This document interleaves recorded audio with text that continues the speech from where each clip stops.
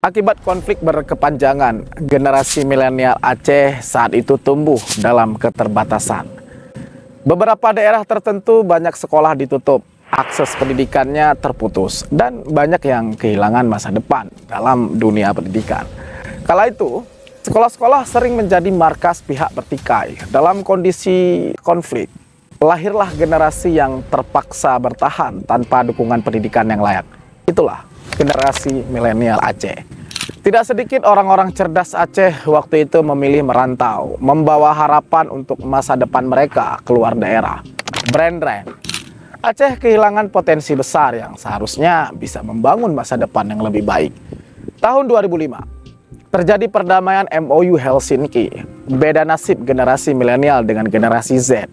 Gen Z yang lahir setelah konflik tumbuh di era yang berbeda. Mereka memiliki akses lebih baik ke pendidikan, teknologi, dan dunia yang lebih terbuka. Generasi inilah yang membawa harapan baru bagi Aceh. Namun, tantangan tetap ada. Era digital menawarkan godaan yang bisa membuat potensi Gen Z Aceh akan sia-sia.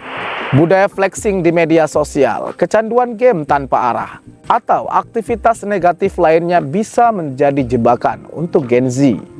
Pemerintah Aceh dan pemangku jabatan harus menyadari bahwa ini adalah peluang emas. Generasi Z dapat menjadi motor penggerak perubahan di bidang ekonomi, kreatif, teknologi, dan budaya. Mereka ini pintar-pintar, asalkan mereka ini benar-benar dikawal. Aceh membutuhkan generasi yang cerdas, visioner, dan mau bekerja keras kalau kita ingin mengejar ketertinggalan. Masa depan ada di tangan mereka yang bijak memanfaatkan peluang.